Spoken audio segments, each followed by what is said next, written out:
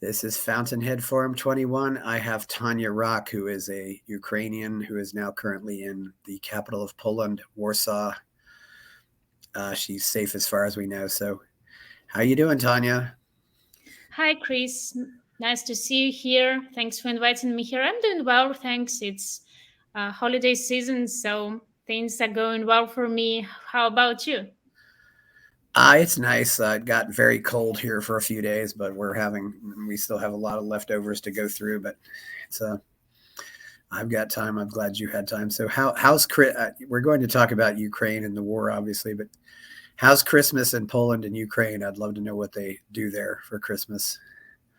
Well, this is the first year when I'm celebrating Christmas out of my country, out of my family house. So I would say that it feels very different to me. And I was reflecting on that in the recent days. So, first of all, there is a huge debate in Ukraine on what day to celebrate Christmas. As a representative of Orthodox Church, because this year Ukrainian branch of Orthodox Church actually allowed people to decide on the preferable date, and the difference is between the calendars. And I was thinking on when to celebrate, since usually my family and I will celebrate on 7th of January. But since we are in Poland this year, where people mostly celebrate on 25th, and then there is this debate, I started to research the literature, the sources on that, and found out that, well, actually in the Bible there is no clear information on when Jesus Christ was born, but it was during winter solstice, on the next day, when the day started becoming longer. And technically the day becomes longer on 25th. So that was one of the reasons. Then, secondly, there was also a documentary about how people before the Bolshevik Revolution were celebrating on 25th on the majority. But after that, the agenda was changed, and the date was kept by Soviet authorities on 7th of January. So to me, it can also symbolize this transmission and going away from this, post-Soviet heritage. So in any case, we are celebrating on 25th. It looks like that. And I would say that it also feels different. Poland is in light, Warsaw is half empty, because most of the people left Warsaw to their hometowns to spend Christmas with family.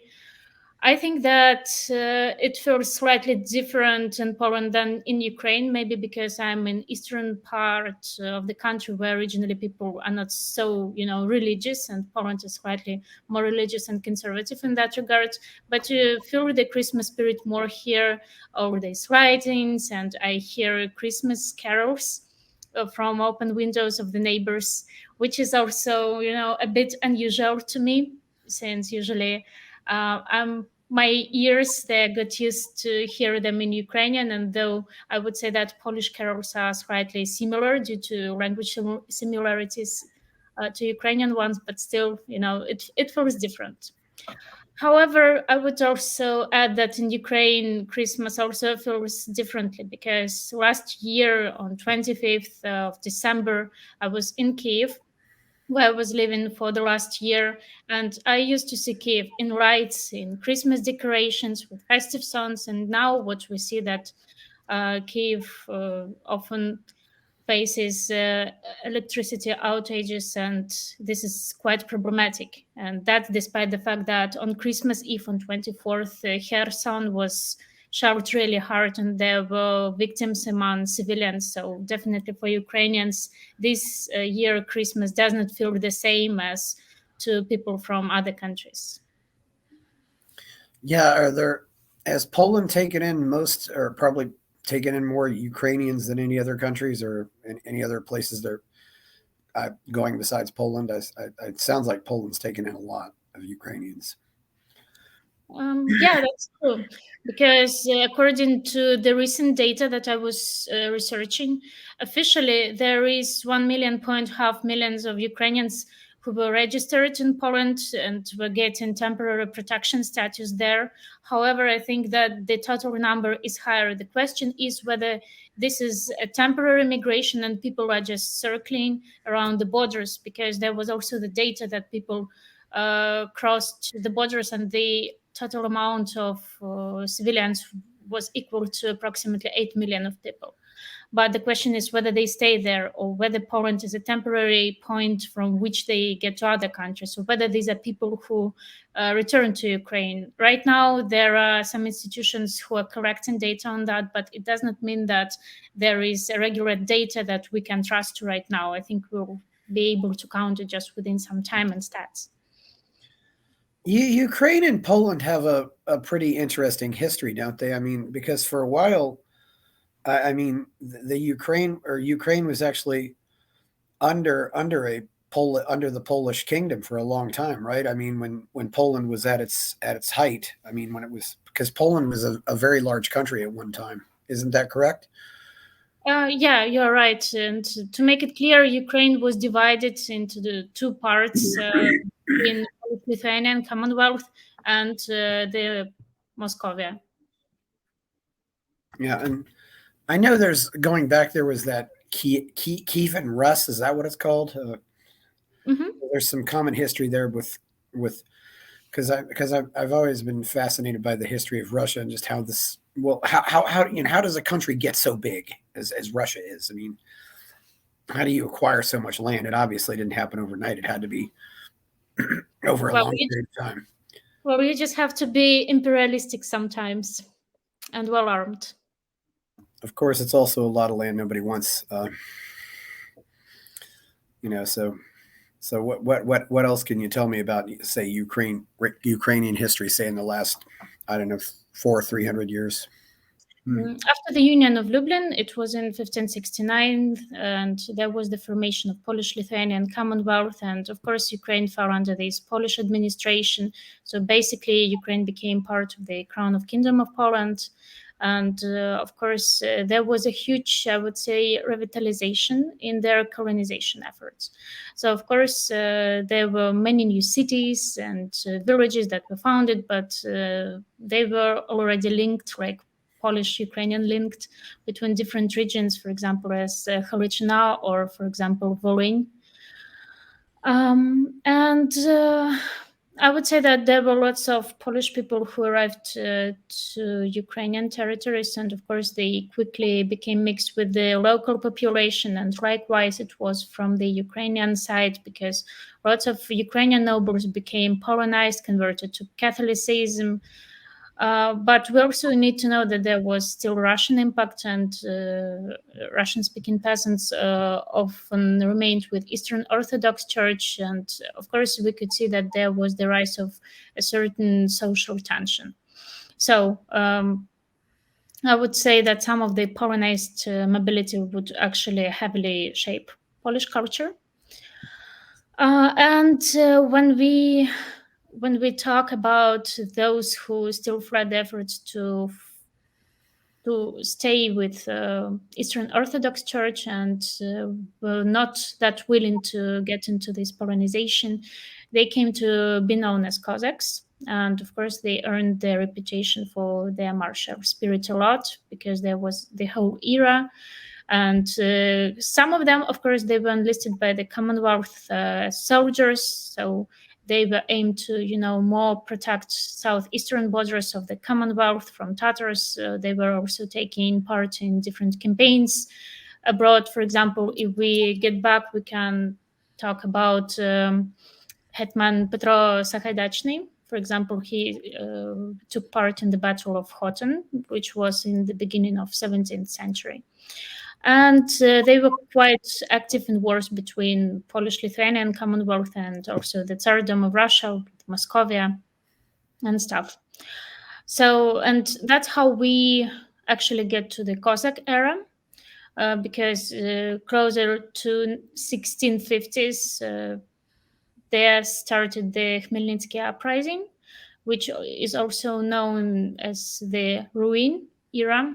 And it also undermined some foundations. It also undermined some stability, back then existing stability of the Commonwealth. And then there was the agreement, the Treaty of Pereyaslav. So it meant that Commonwealth authorities that sought for the compromise with the Ukrainian Cossack state. So they decided to sign the Treaty of Hadych in 1658. But after that, in several years, this agreement was superseded by Polish-Russian Treaty of Andrusovo that ended up the long years of war and divided Ukrainian territory between the Commonwealth and Russia. And that's how we get to the next stage. The next stage means that there was the division between Russian Empire and Austria-Hungary, which shaped cultural context, language context, political context. And even today, if we talk about the differences between Eastern and Western Ukraine, we can see lots of impact in different aspects. Even if we take the language aspect, right? Eastern Ukraine is mostly Russian speaking historically, that's it. Western Ukraine is more Ukrainian speaking, but at the same time, we can see the difference in the used dialects, and we see that lots of words, word constructions, and even some grammatical constructions were borrowed from Polish and sometimes even Hungarian language. So I would say that the impact was huge, and of course, being in the dependent position at least till 1917, where when Ukrainian Republic was formed, made a huge impact, a huge difference. But that's a different story. I think that we can also talk about Ukrainian People's Republic, that actually was one of the prior and beginnatory levels of modern Ukrainian state. Ukrainian People's Republic, was that maybe in 1918 or something like that? Yeah, it was existing between 1917 and 1920. It was declared following the February Revolution in Russia by the First Universal. And well, in March 1917, if we will get back to history, National Congress in Kiev had elected the Central Council that was composed of socialist parties on the same principles as the rest of Russian Republic. So then the republic's autonomy was recognized by Russian government, and following the October Revolution, it after that proclaimed the independence from the Russian Republic by the Fourth Universal. And well, it existed relatively short, only for 3 years, but at the same time, it went through several political transformations. So first of all, it was the Socialist Lenin Republic, which was headed by the Central Council of Ukraine, and it had its general secretariat. And then it was the Socialist Republic that was led by the Directorate, which was headed by Simon Petlura. And then between April and December, it was 1918, the Socialist Authority of the Republic was suspended. So it was overthrown by Pavlo Skoropadsky, and he was elected as hetman. Then, of course, many governments formed in Ukraine. Most notably, there was the Republic of Soviets, which was based in Kharkiv. Then there were some Soviet successors. Then, together with the Ukrainian Republic that was based in Kiev, and with the impact of the White Movement, with the impact of Poland, with Green Armies, with anarchists. So there was a tough time because all of these movements and forces were fighting with each other, and it resulted in quite many casualties among Ukrainians. And they were fighting in Ukrainian civil war as a part of Russian civil war, which was slightly wider. But then Russian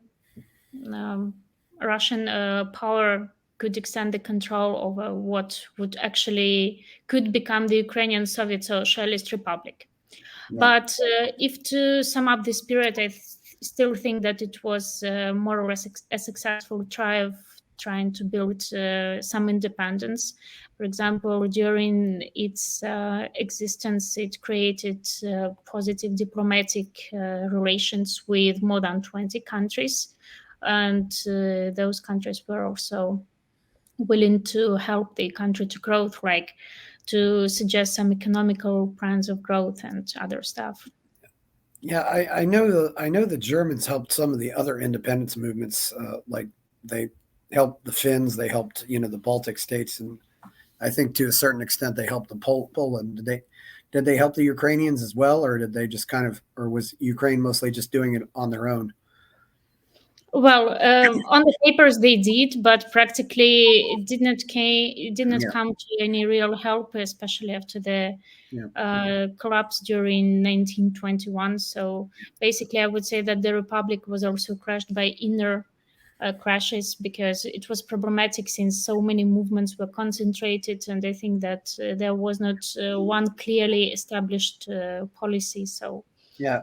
And tend unfortunately, and after declaring Poland independent, Pilsudski tried to basically take back everything that Poland had lost, and of course that ended up backfiring to a certain extent. But he did get an impressive victory over the Russians at the Battle of Warsaw, which really was. If Pilsudski doesn't win that battle, there might not have been an independent Poland, and really stopped the communists in their tracks after that, because they were looking to expand it after going into the Battle of Warsaw. But most Americans don't even realize that a lot of these skirmishes happened after the official end of World War One. So you think because it was in? I mean, why do you think Ukraine didn't keep its independence at the time? I mean, do you think it's just because Ukraine wasn't unified enough, or? Well, I don't think this was the only reason, but at the same time, I think that this was the general time of turbulence in Europe and the world because the world was facing so many transformations, and definitely it was complicated to keep the peace. So first of all, you need to have a clear strategy on the next years. How can it be in this time of turbulence, right after the collapse of Russian Empire as well?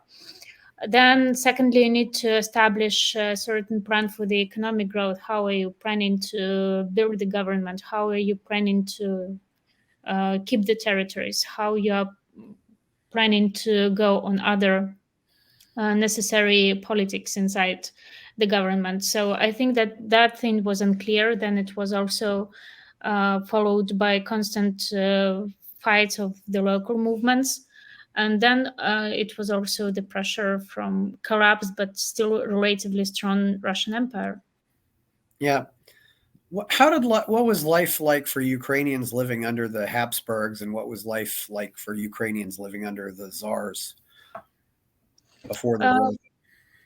I would say that definitely it was complicated because even if you are lucky enough to be born as a noble person, you still need to face some regulations. So the censorship was strong, and I think that if we can claim it as something normal, I think it was normal for a huge empire to stay the empire, to keep the territories. You have to be rough not to lose those territories. That meant that people were facing restrictions in terms of what they could say about the Tsar, what they could say about the culture, the language that they were using. Because at that time, they firstly became this general agenda that if people are speaking Ukrainian, this is usually the language of people from village, the language of peasants, and etc. And of course, the this Malo-Russian, Malo-Rossiyska policy was just intensifying that.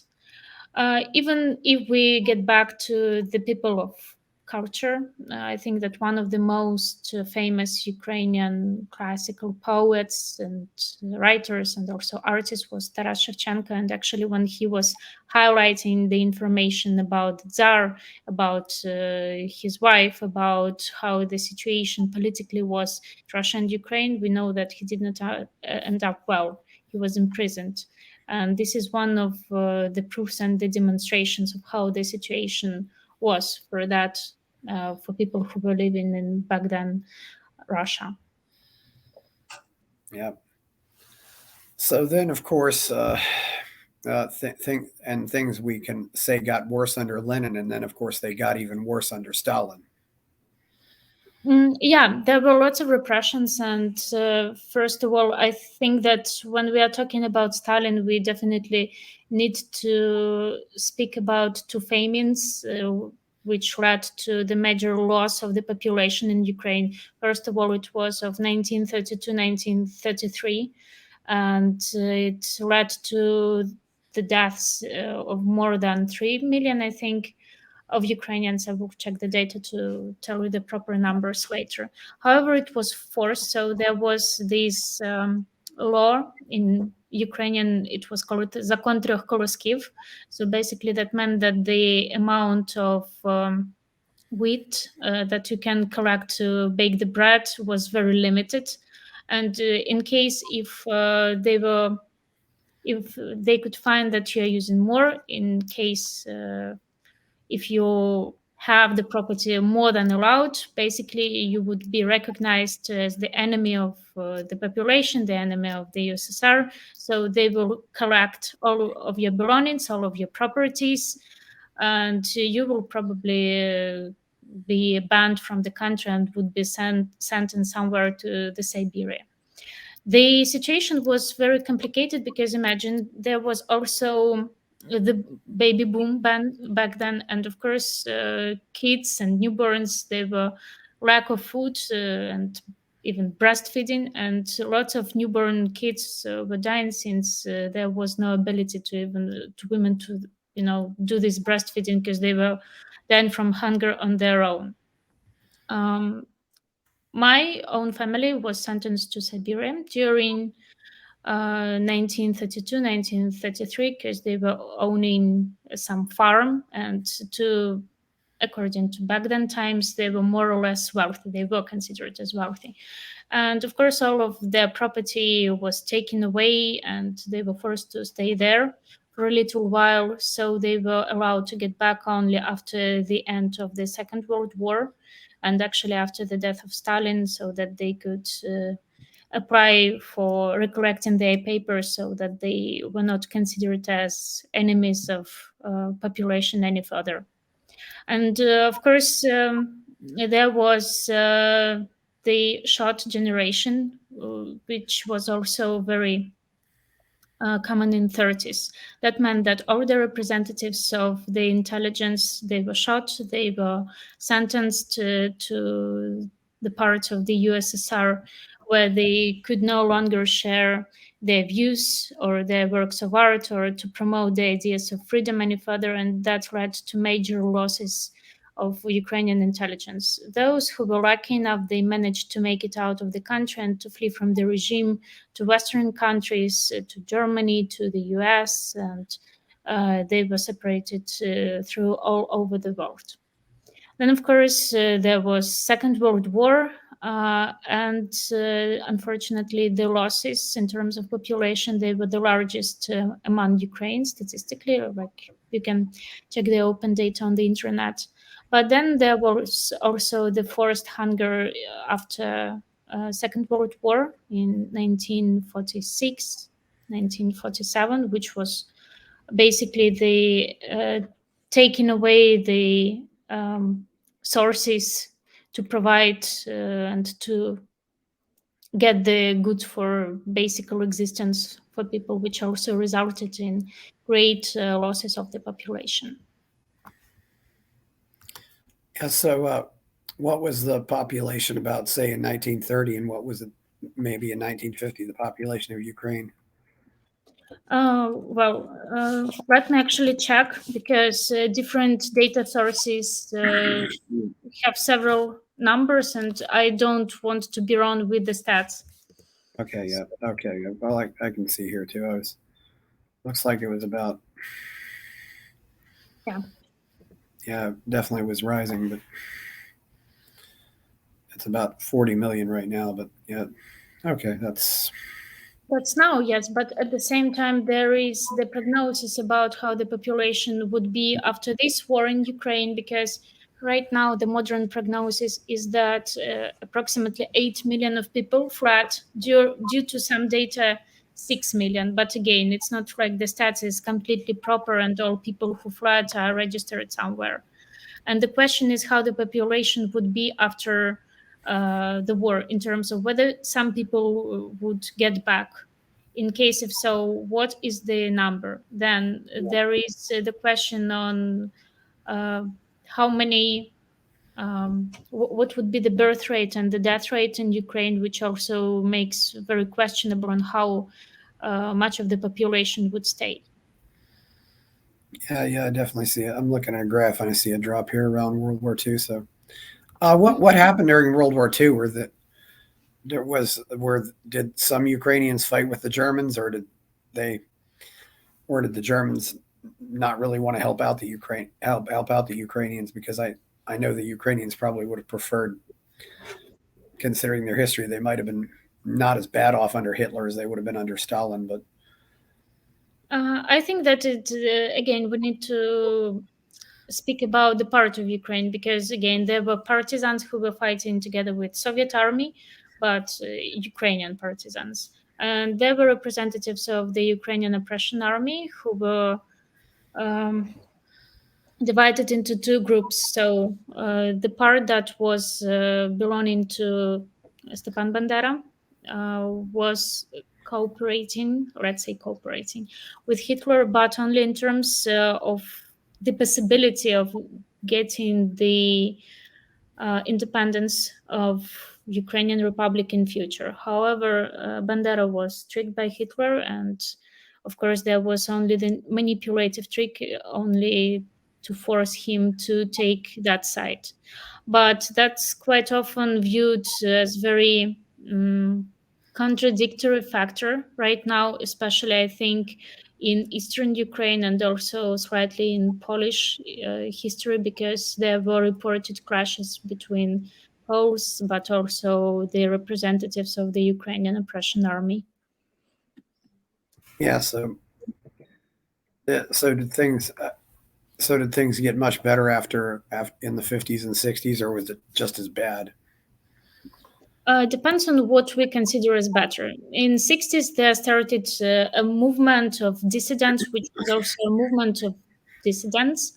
This meaning that they were representatives, young representatives of the Ukrainian intelligence. So they were translators, they were linguists, they were people from political fields or historical fields, those who were sharing artistic works and were trying to promote the ideas of freedom and the perfect government through their works. But of course, they were also um, in danger since the censorship was still hard in the USSR, and lots of them were either imprisoned or killed. For example, there was a talented young artist. Her name was Alla Horska.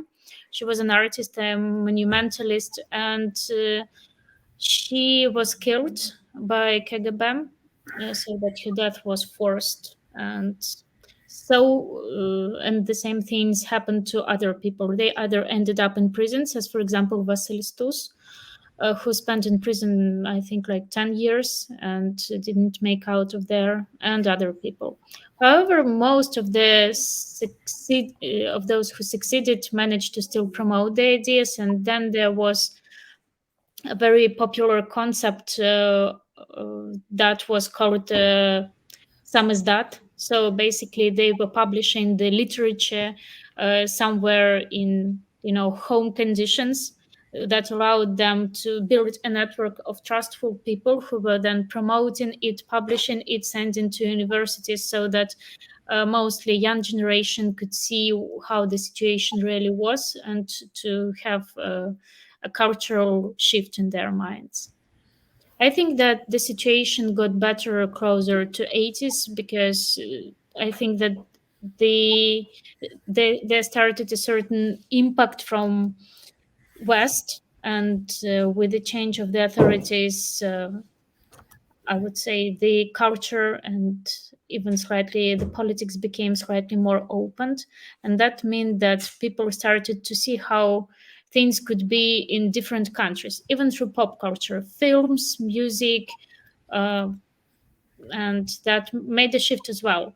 Even the slightest thing, which was told once by my mom when she was a student, there was popular Bonnie M, and Bonnie M was actually banned in the USSR, especially for the son of Rasputin. But however, she told me that all the recordings was copied and spread it by the students, which was of course kept in secret. But if you walk across the university somewhere in the evening, everyone was listening, everyone was discussing, and everyone was probably making certain conclusions about that. Yeah, So how did things change? How did things change in the 80s? How did Ukrainians generally react to the Chernobyl disaster? Well, we need to firstly understand that it was kept as a secret. So, till the last moment, Soviet authorities were trying to keep it as a secret that there was an accident, but then that there was not an accident, so that they don't create the additional panics. But after that, I think that the tragedy was that much recognizable and it had such the scale that it was impossible to keep it in secret. So, of course, then they started the evacuation, they started having these frame explanations on how it happened. And I do think that it actually broke the belief in Soviet authorities, even in terms of safety.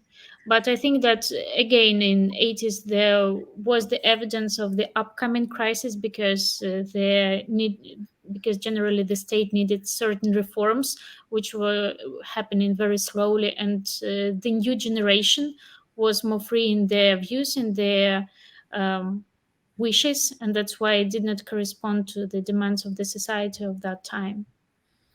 Yeah, but things soon opened up after that. Yeah, Yeah. just in a while. Did Ukrainians mourn the death of Gorbachev, or did they just not care, or did they? How'd they feel about Gorbachev? Well, definitely there was a reaction about the August putsch. It was quite negative in terms of how hostile it was, that basically it was an armed act. But at the same time, there was so much more of attention about what to do in terms of the Ukrainian own independency and how to proceed it in terms of building the independent state by that time. Yeah. So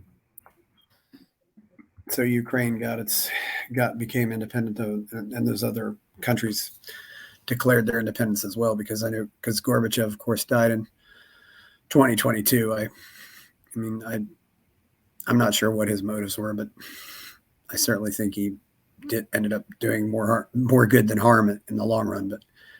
But so, what has Ukraine done since the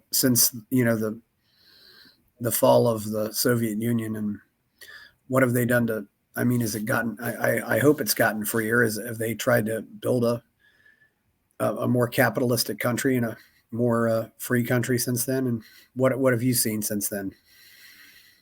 Well, so first of all, it all started with the referendum, and definitely Ukraine several faced certain difficulties in that, starting with the declaration about the national sovereignty, then about the uniting of all the lands that belonged to Ukraine.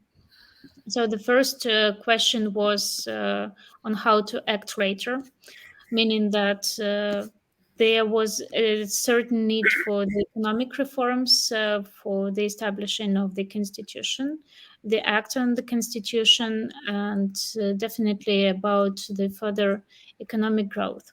So in the first years, of course, there was the crisis, the financial crisis, which I think was very common to most of the republics of the USSR that collapsed. But after that, well, maybe you could ask me the questions because it's slightly complicated to, cover everything. Um, yeah. Yeah. Well, I'm just wondering how Ukraine. I mean, some countries have done really well since the.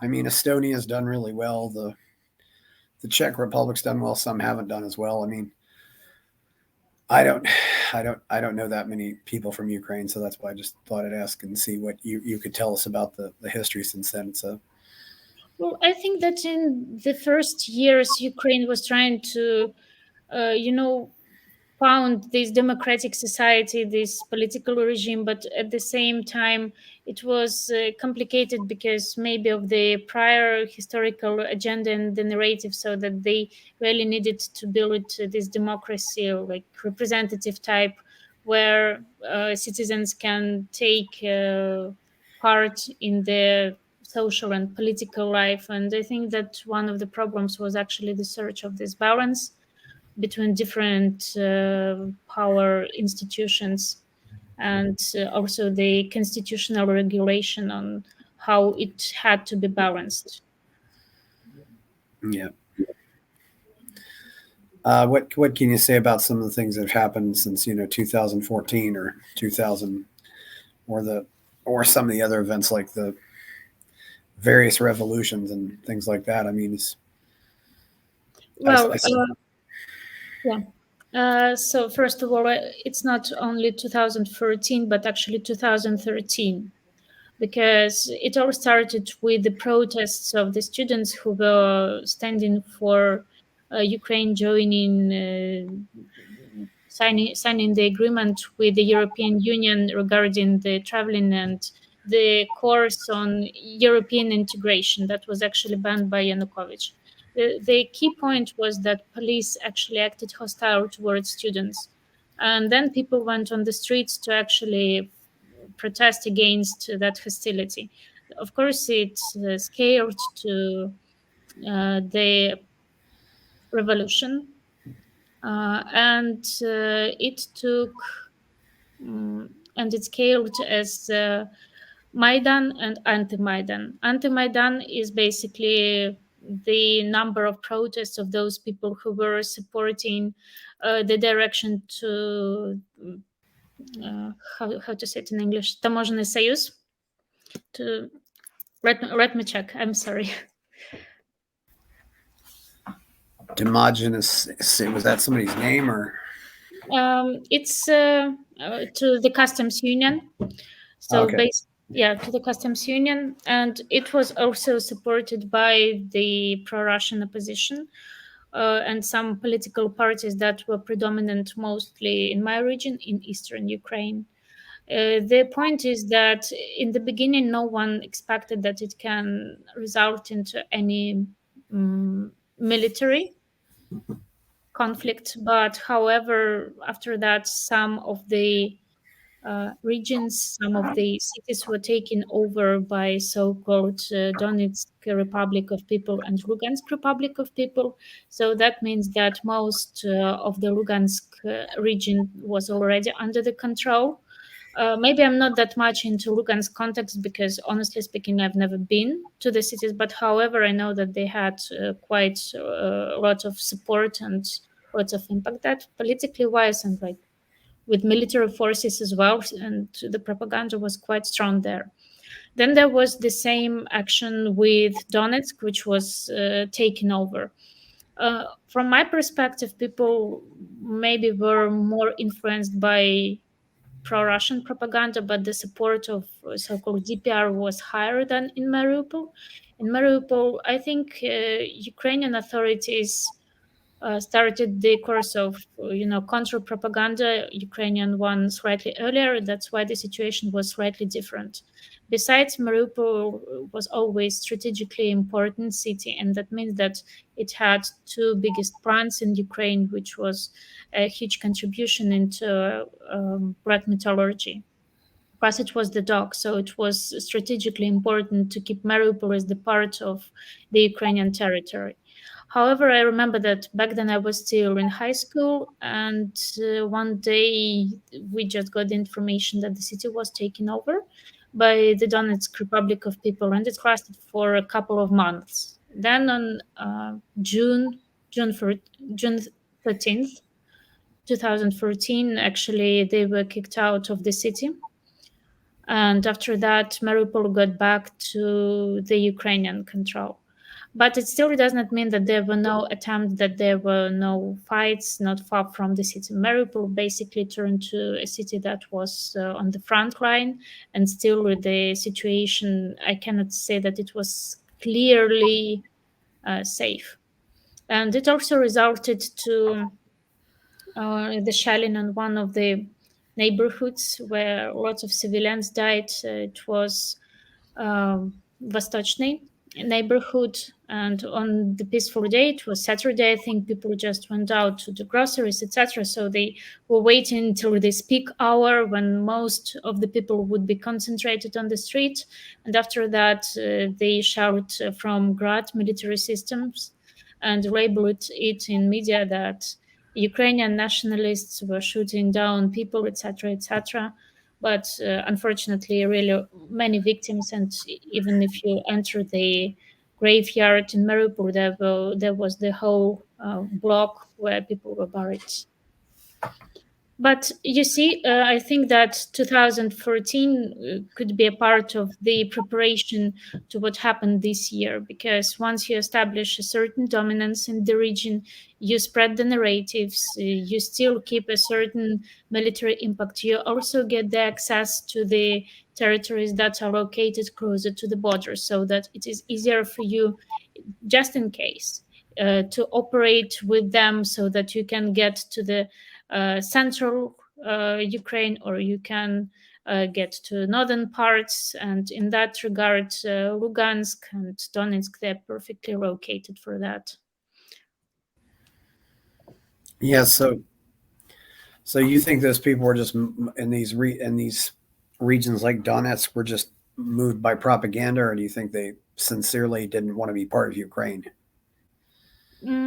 I think that propaganda plays the key aspect. Definitely, there might be the support around people, and I can understand that. But at the same time, it's necessary to define whether there was a sincere support of being a part of Russia, though no one actually promised them to be a part of Russia. They promised the autonomy, which is different. Yeah. They were just recognized, and in the beginning there was just the claim for for saving certain autonomy, and also the economic resources, so that they would not be spreaded, that they would not be uh, shipped to Kiev, and just stayed with the ability to develop like local communities. Or I think that lots of people were very nostalgic about the USSR times, and I think that this is a dangerous concept, meaning that fake nostalgia is about people who are missing the times of their youth, when things seemed to them clear, uncomplicated. They had a certain direction, like you get to the university, then you work 2 or 3 years for the government, where the USSR local authorities send you, then you get a flat, then you get something, something, something, and that associates with stability. But it doesn't mean that there is a clear support of the regime. People just mixed up the promises that were given by the newly elected authorities of Donetsk Republic of People with the times when things were different for them in their youth. Yeah, I think there's often that desire for the good old days, as we call them in America. Mhm. Some people might think, I was getting paid X, when we were living under this person. Now I'm getting paid this now, so people just want, whether or not they actually were better off, it's hard to say. But yeah, uh, so so was so was did the invasion back in February surprise Ukrainians that much, or were they somewhat expecting that to happen, or were they totally caught by surprise, or were they at least somewhat prepared for it? Do you think? I think it depends on the region. So I'm originally from Mariupol, and I think that how people were treating the threat of the war was very different from how they were treating it in Kiev. I'm not sure about the general awareness in Western regions, because to understand that you have to be physically present there. But uh, since the beginning of December, when I was out on the streets and Western media were publishing first pieces about, US intelligence said that there might something happen, etc., etc., I noticed that people were worried. If you get to the supermarket, if you get to the public transport, if you hear the talks on the streets, people were asking each other questions. What should we do? Should we pack the emergency cases? What can happen? What would you do just in case? And when I got back to Mariupol, where I was celebrating Christmas and the New Year, the situation was different because people got used to what was happening in 2014 in the region, and if they were shooting somewhere in suburbs, it was accepted as the new norm, meaning, oh, okay, they're shooting, but they're not shooting in Mariupol, right? So there was no general anxiety. And I think that partially it actually made a bad service because Mariupol is is one of the cities that was devastated the most, on 95%, I guess, of the infrastructure. But I think that the most aware was younger generation, my generation, because people were reading Western agenda, then they were also digging into the news that was published by Russian media, then Ukrainian media, and that's how you draw the mediocre from that. When it was coming to people of more generation of my parents, I think that it was more complicated, and people were hoping till the last that war would not happen, or maybe that it would be some regional conflict, but without the tries to get Kiev invaded, central Ukraine invaded, or the attack from the north. Though it was clearly that from the satellite images that the troops were already standing there. And Mariupol is less than still pretty close to the Russian border, of course. So less than 100 miles, less than probably maybe even more like maybe 100 kilometers away. But yes. So so you left, and so when did you leave Ukraine? Mm, so actually, I fled from Kiev on the first day of the war because it was relatively dangerous in the neighborhood where I was living.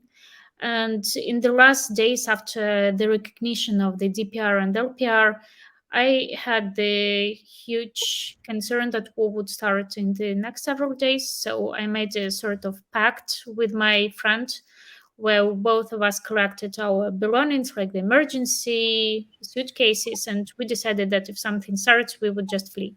That's what we did. And I would say that it was really hectic because lots of people woke up from the explosions somewhere near Kiev. And of course, most of the people were not prepared. So everyone was trying to call the taxi or even to get to different parts of Ukraine by autostop, to catch the train, to buy the tickets. And looking back, I think that I'm glad that we had stuff prepared. We went to Western Ukraine, but there were no conditions for so many people staying there because there was not only my friend but also her fiance and their relatives, so I couldn't stay with them. And after that, my friends, my SFO friends, actually asked me to cross the border, and they said that they would meet me out of Ukrainian territory in Slovakia. Yeah. So have the other countries been pretty receptive to Ukrainians, or are they not so receptive? I think they were. Again, I think that I cannot speak for everyone's experience. I think that it is contextualized and very personal here. No one was hostile to me. I remember that I was standing in the queue on the border because that were the first days of war. People were scared. There were lots of women with small children who were trying to escape the country. And after being there for like 8 or 9 hours, of course, it was cold. It was February.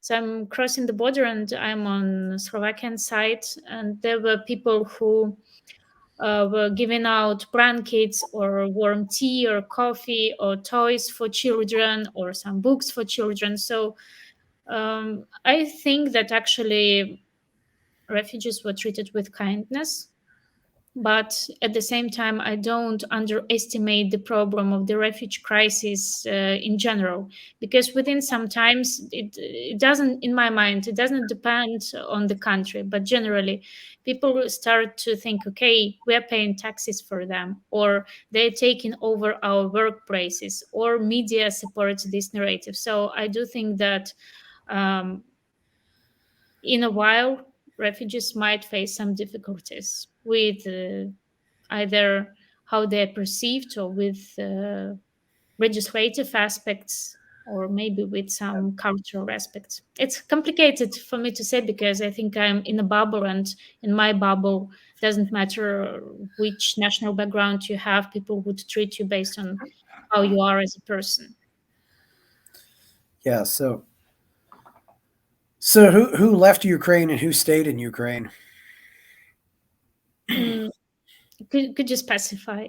Well, I mean, was it more younger people who left Ukraine, or was it older people who couldn't leave, or was it I think it men who was. stayed, women who left? I mean, was it? I think it was really mixed. Mm, from my memories, most of the people who were fleeing that were women aged till 25, and there were also young mothers with small kids. Yeah, So mostly, like I would say, more or less vulnerable groups. Really, lots of kids were fleeing. I even remember that there was a bus that was full of kids from some town, I think in Kharkiv region, and parents were just mass sending their kids abroad. And I think that there was some hostel or something relatable that was adapted for these specific kids. yeah, yeah. So,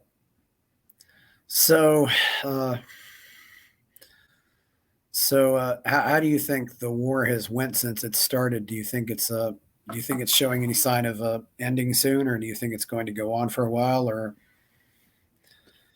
Uh, Well, I don't think that it will end up that soon. Again, what do we mean by the end of the war? Do we mean the end of the active phase? Because it can also get to this inactive phase of war, Cold War, whether we mean the total loss of Russia, whether we mean yeah, it its removal from the global context and agenda. In that regard, I don't think that this is uh, the war that would last, for a short period of time. Besides, there are these talks about the support from Belarus and troops, which is personally for me questionable in terms of their military capabilities and resources, but still we cannot decline the threat from that side, which can actually shape the agenda of the next several months as well. Besides, I have concerns for February because in February, if nothing stops, there would be exactly a year after war started, and maybe there would be a certain intensification of military activities. yeah. Well, I mean, yeah. I don't think the Russian. I don't think one thing Ukrainians have learned though is that surrendering to the Russians doesn't necessarily bring you peace, as you learned 90 years ago. Unfortunately, Yeah, how does past experience with the Russians, impact Ukrainian thinking now? The realization that if you surrender to the Russians, they may end up killing all of you anyway. well, I do think that war shapes the local context. It also raises awareness, a certain way of national solidarity in Ukraine, at least in most cases, but I will comment on the exceptions as well. Because, of course, there is a historical pattern that people have in their heads.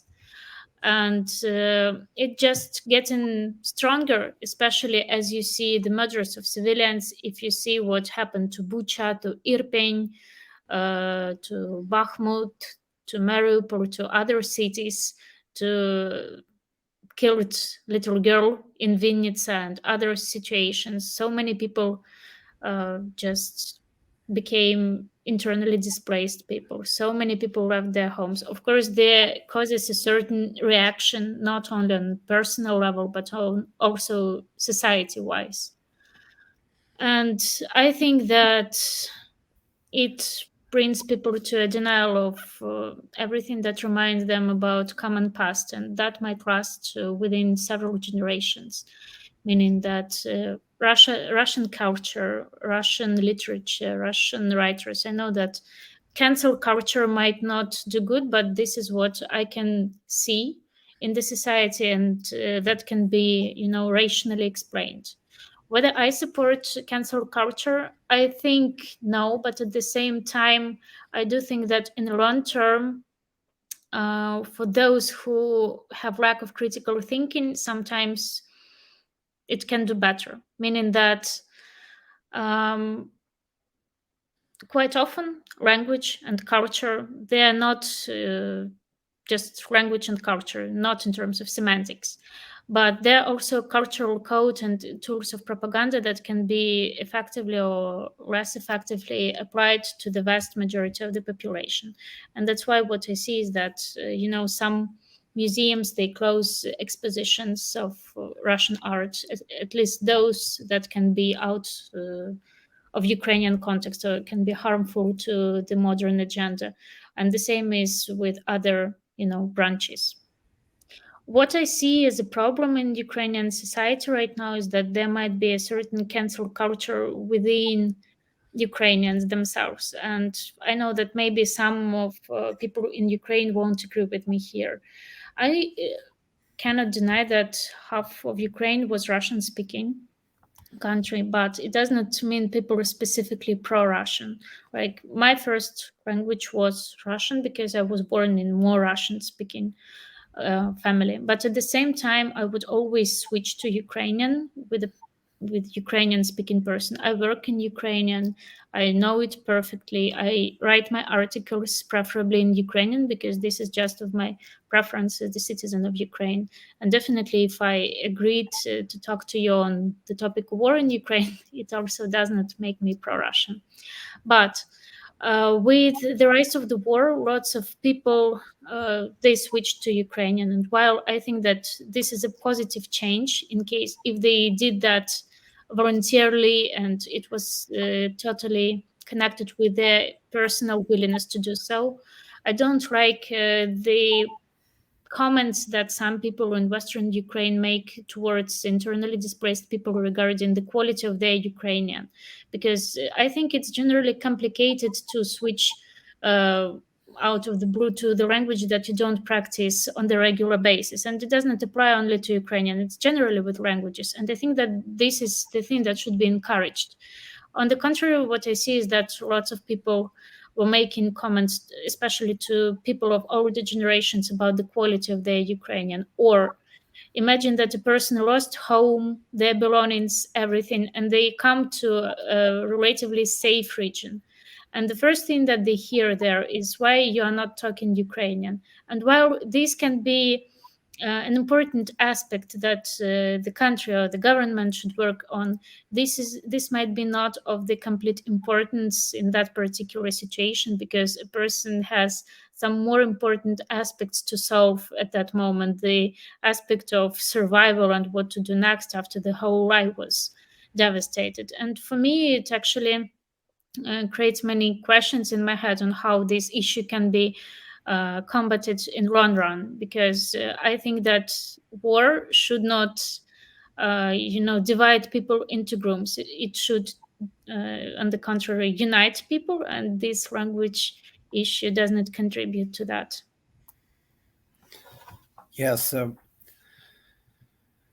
so who who has been actively helping the Ukrainians in this war? I know there's the Georgian Legion. Has anybody else been? I mean, have you got a large number of, say, volunteers, either say working as soldiers or doctors or nurses or medics or anything like that, coming in from other countries? Well, yes, I know that there is a Belarusian battalion, which is quite a big one, that is also fighting for the Ukrainian side. The And of course, Belarusian, you said? sorry, Did you say Belarusian? Belarusian, yes. Yeah. Okay. When we speak about volunteers, I think that lots of people actually actively contribute to humanitarian aid services, to the army. And I personally know lots of people who do so, who ship goods, who ship medications or best for the fighters and etc. So of course there are different independent organizations and think tanks, but at the same time there are some private people who do so, and I think that's of importance. I think that each contribution matters, and again, I might be in my bubble, but even today I had a conversation with a friend of mine. He's in Bosnia, and of course Bosnia has its own context and the war, and probably he feels for it based on his personal context. And the first thing that he texted me today was, "It's Christmas time, it's festive time, so my mom and I bought some goods for Ukrainian children, and we would like to ship it. Could you please advise me how to do it better, where to send it better? Can you help me with writing the letter in Ukrainian so that I could make some kid happier?" And this is only one private example, but I think that actually people respond quite well to the war, meaning well in terms of support of Ukraine and civilians. And that's of importance. That's why it is necessary to stay vocal about what's happening right now and not to normalize what's going on in these days. Yeah. Okay, so what is do you get any impression of how the average Russian feels about this war? I mean, do you think they're supporting it? Do you think they're opposed to it? I mean, do you think it's I mean, I certainly know a lot of great Russians in America. You probably encountered some Russians in some of the other countries. What's your take on? Do you think the Russians are this might lead to the end of the current regime in Russia, or do you think it's just going to strengthen them?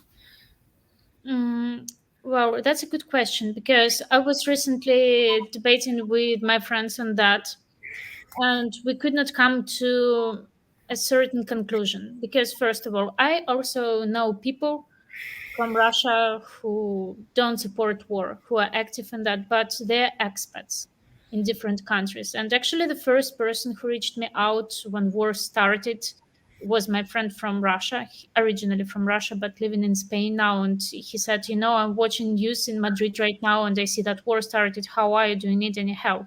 And I know that he went on protest, and he's vocal on his social media about the ongoing situation, and he also understands how it can be to Russia in terms of consequences, in terms how he wants to see his own country and this is his own context. But again, I'm in my bubble, and I'm not sure how it is for the average person. The propaganda is still strong, and I see the impact on people of that. I know some people of age who are more pro Russian or have some Russian roots, and with the beginning of war, they actually moved there, and now they totally support the invasion, calling it the peacekeeping operation or whatsoever. Then what can we label as the support? If people don't have a particular opinion about the war, doesn't mean the silent support or they don't care. And if so, what is the data? To collect this data, you need to probably be on the ground, to be in Russia and to understand the local context more. But since lots of the things still go through the apparatus of censorship, it is really complicated to define. So and that's why I don't think that in the nearest future it's really possible to see the answer. If we scroll social media, we can see the angry comments of people of older generation who are rooting for Russian troops invading another one village or killing people. But again, these people are brave on the internet. We see that they are more or less support um, Russian troops or the ongoing situation in the government, but how are they in real life? Are they paid? Whether these are bots that we see, I don't have a clear answer on that, honestly. I don't think that young generation supports it that much because they also face restrictions. For example, lots of students are banned from entering foreign university. I don't think that they're keen on that. Lots of brands, I don't know, leave Russia, and that also makes a low key but still impact on people and their quality of life. I don't think that they support that. But again, how brave are they to make those single protests in a country where mm, where the regime of moderation and censorship of all the content that gets online on the internet, or the regulation of the protests is, you know, that authoritative. Yeah, so certainly. So, uh, what's the best case scenario? Uh, what that could happen out of this? Well, the best case scenario, I think that it will be seen in the next 3 4 months. Is Yeah. my concern. My biggest concern is what will happen in February, and generally, I have big concerns for the blackouts. What will be closer to the new year and after the new year, because well, there is this energy crisis, and still Ukraine is trying to operate without getting the international help in terms of supplying of energy. And there is even the plan of how Ukraine can contribute to European economics while like reproceeding the energy and also shipping it partially to European Union. There is still a question on how it is practically implemented. What if there is a blackout? Winters are really rough in winter. If there is no central heating, right now people have power outages 2 times per day, 3 times per day. This also brings difficulties to operating the normal life. How can people work? How can they make their living? Because lots of people work remotely, right? And they still need to make their living somehow, and it's almost impossible to do so in conditions like that long term. Then there is a question of how it will be in terms of Belarusian kind contribution to this war, and that can also change the situation. The best case scenario, of course, would be the total win, the getting back of the territories, the occupation of the territories, the Crimea thing. But I don't think that this is a short-term perspective. And right now, it is really early to speak about it like that. Right now, I think that it is also necessary to keep the liberated positions and to strengthen those that are under the Ukrainian control, so that you are prepared to different case scenarios. Yeah.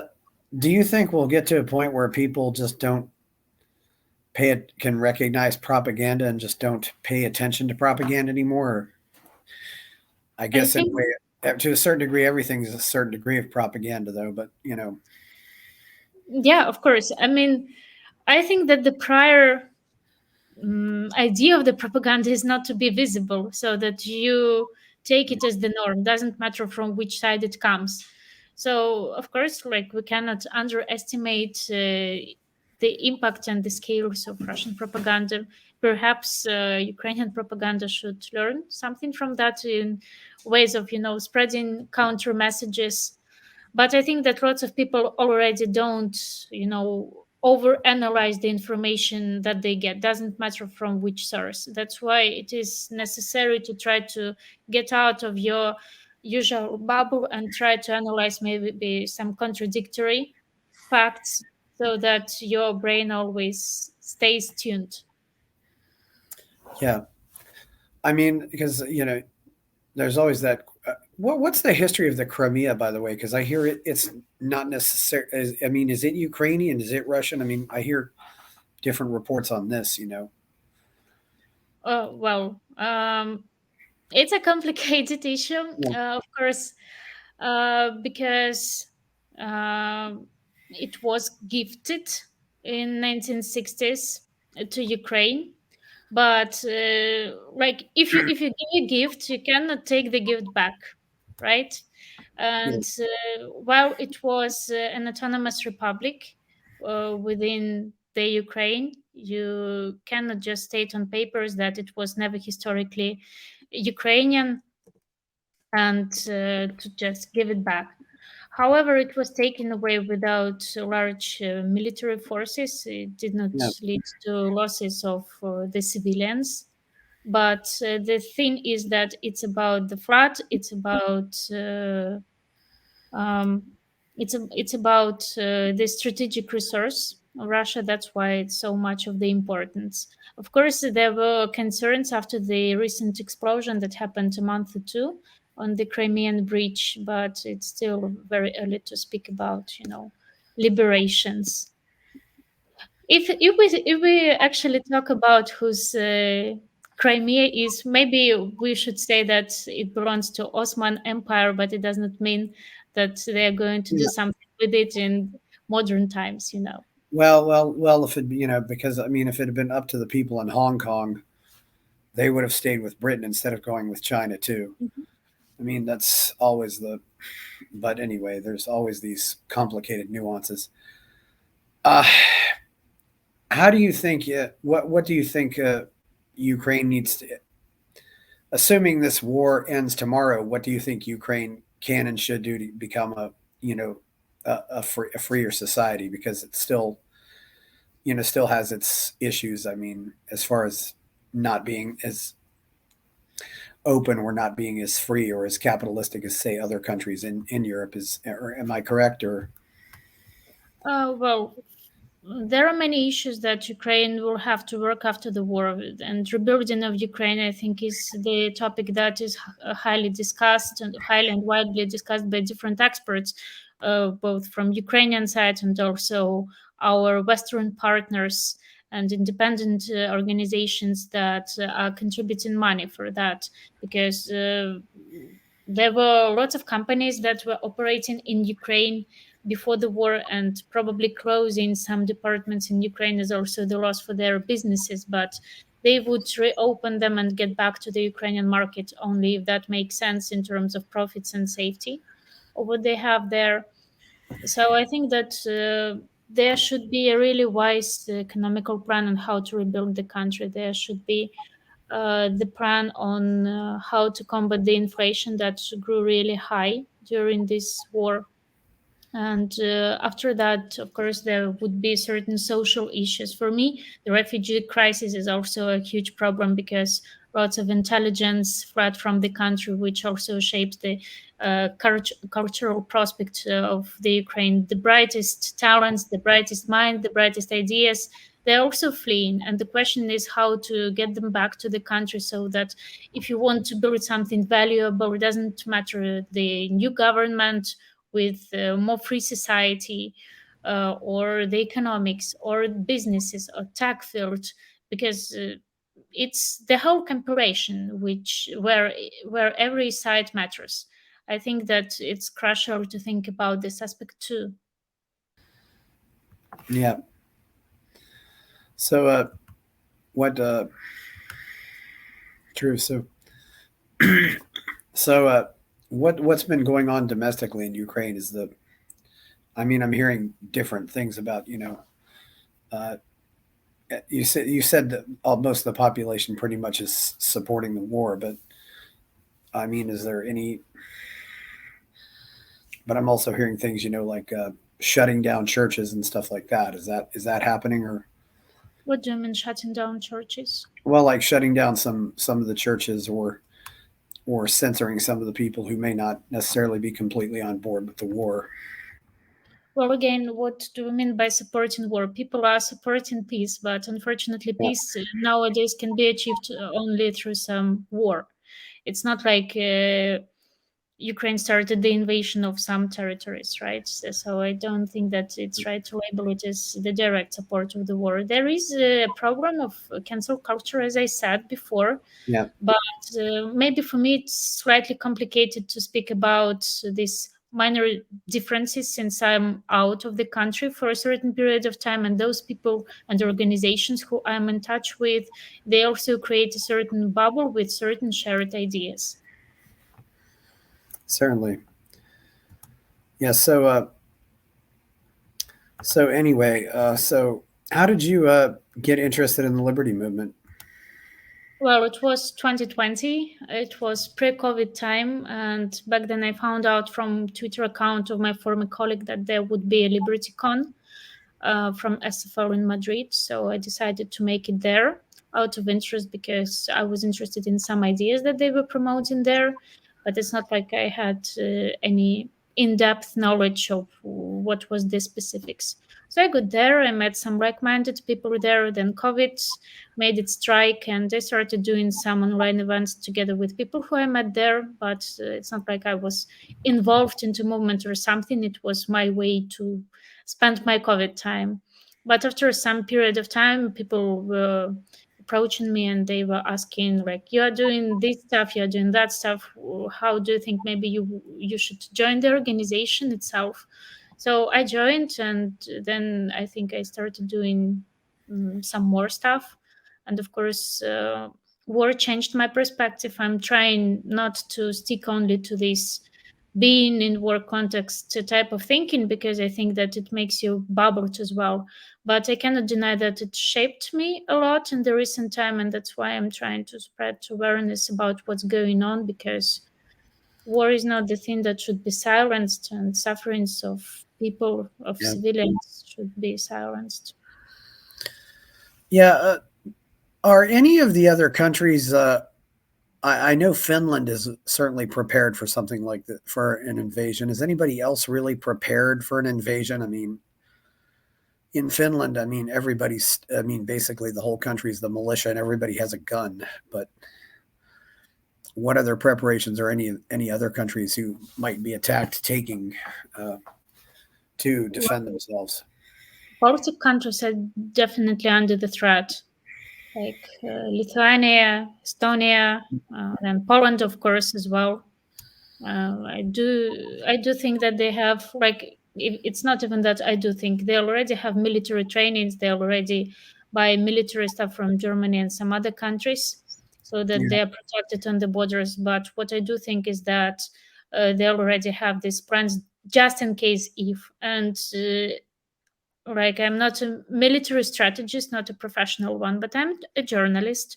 I'm a person who is connected to media, and as a media person, I prefer to monitor what they have in the local media, meaning Polish media, and then to compare it what they have in Russian media and what they have in Ukrainian media and what they yeah, have in Western media, so that in case there is a direct threat that might occur in the nearest future, you can actually analyze it through the news, as I was doing it with Ukrainian context.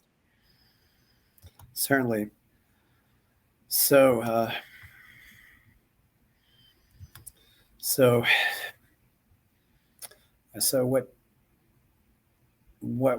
do you think is what do you think is going to happen? I mean, I don't know. Where do you think Ukraine? I mean, is Ukraine pretty much everybody's Ukrainian, or is it also different? Different languages besides Ukrainian, or different people who might consider themselves a different ethnicity. I mean, like I know the Tatars, I believe that's how I say it, and some of the other groups, and there's other groups. I mean, is I mean, is there a chance Ukraine might break up into some smaller countries, or is it going to basically stay Ukraine as we know it right now? No, I mean, Ukraine never was monoethnic, and right now there are representatives of different ethnicities there, different nationalities, and different religious confessions. But I don't think that in a modern country there's the reason of the crashes. What can really bring the crash is the economic crisis after the war, and in terms of the rebuilding, the question is whether people would like to stay in the country, whether they would like to flee, or whether it can also, contribute to any particular, let's say, separatistic movements, and not specifically pro-Russian ones, simply because some part of the population would see it as the more effective solution to the ongoing issues. Like there are certain issues in Western parts as well, um, especially on the borders with Hungary, I would say. But it's not like they're, active. At least I don't see any real attempts to Yeah, separate from particular Ukrainian territory. We'll see it in the next future. Right now, I don't think that it might happen. are there any countries in Europe that seem to be favoring the Russians, or is everybody in Europe pretty much behind Ukraine in this war? Well, I would say that I would say that many countries are still trying to sit on two chairs, right? To pray the democracy and to be a good policeman, but at the same time, many countries are still dependent on gas.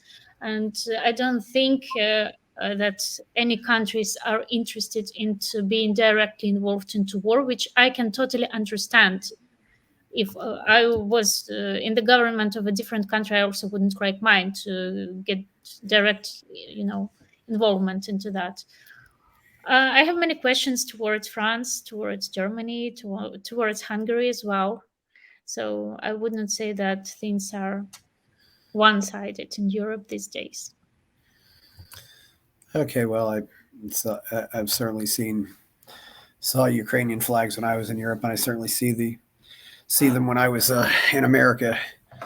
About the only place where I didn't see any Ukrainian flags that I visited in Europe, I did not see any Ukrainian flags in Armenia, but I certainly saw them in Georgia. I mean, so it's going to be very interesting. In Is Georgia, it yeah. Georgia? Yeah. Is it true that the soil in Ukraine could produce enough food to feed the whole world?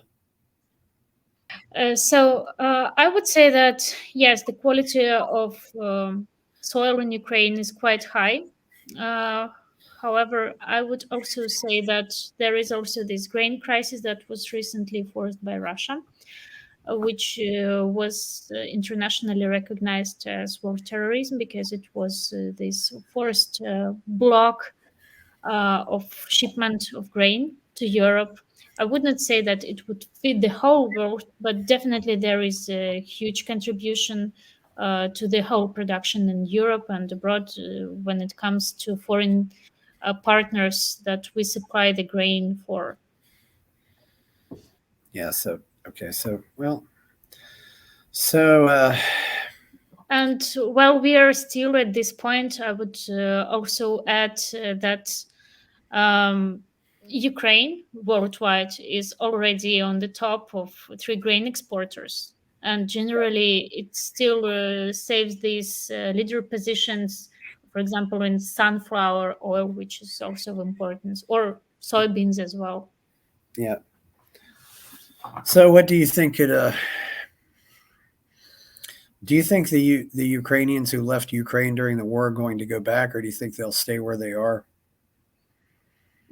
Part of Ukrainians will return, but I don't think, and I want to be fair here, I don't think that the majority will, because it it depends on whether people have their relatives left there, how the situation is for them economically, whether they have a place to return to, um, the age.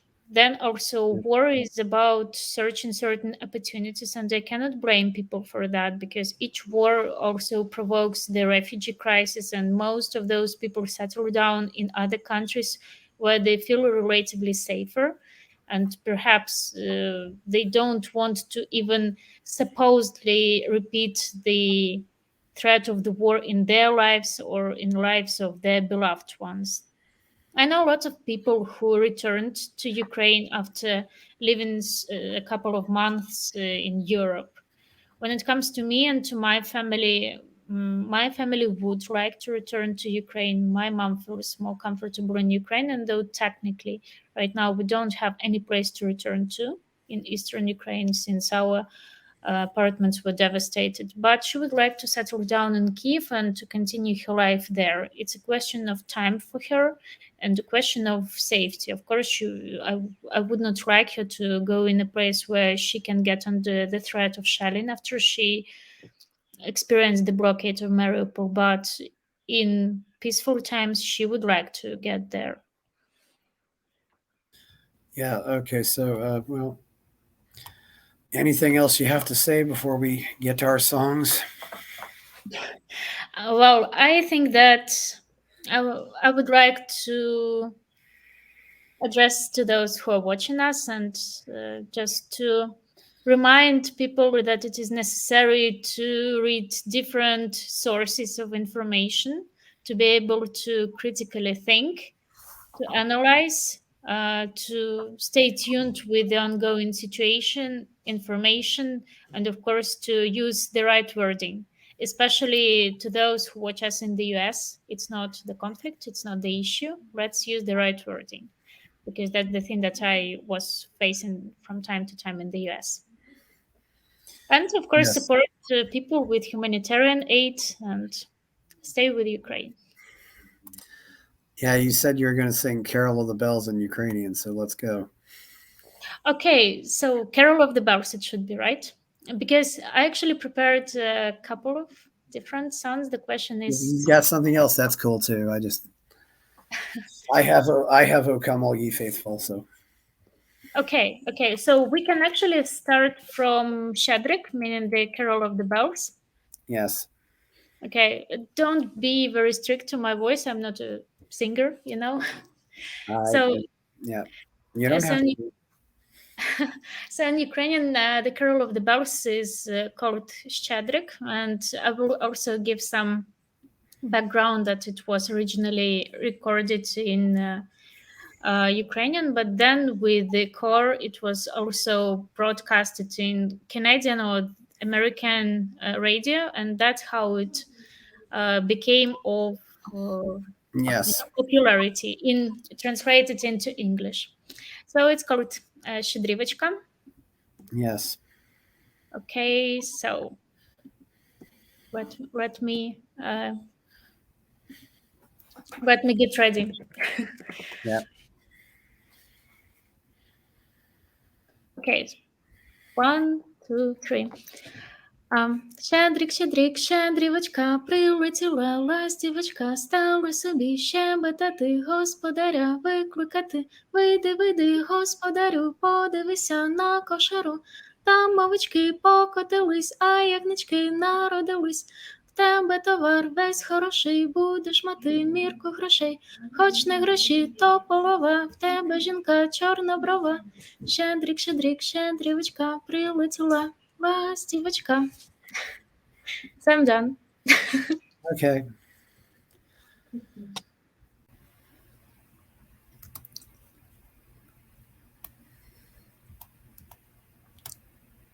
Oh, come all ye faithful, joyful and triumphant. Oh, come ye to Bethlehem. Come and behold him, born the King of angels. Oh, come, let us adore him. Oh, come, let us adore him. Oh, come, let us adore him, Christ the Lord. God from true God, and light from light eternal, born of a virgin, to earth he comes.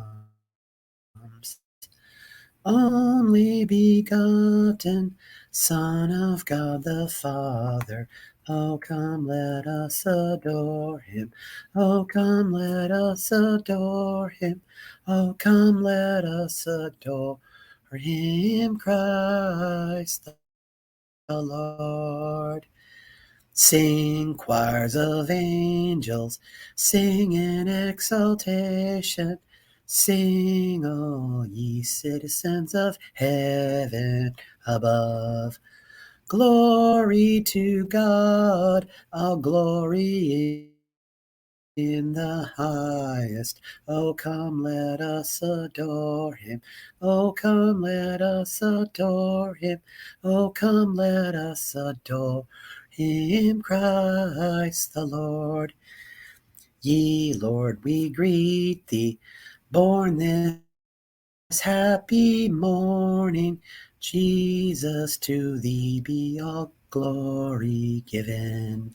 Word of the Father, now in flesh appearing. Oh, come, let us adore him. Oh, come, let us adore him.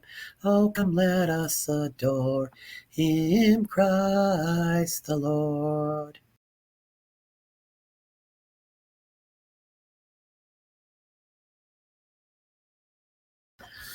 Merry Christmas. Merry Christmas to everyone. Great singing. Yeah, how do you say that in Ukrainian? So З Різдвом. Щасливого Okay. Різдва. Thank you, Tanya. I hope it's a peaceful 2023. But you've been wonderful. Bye-bye. Finger crossed. Bye and thanks. Bye. Bye-bye.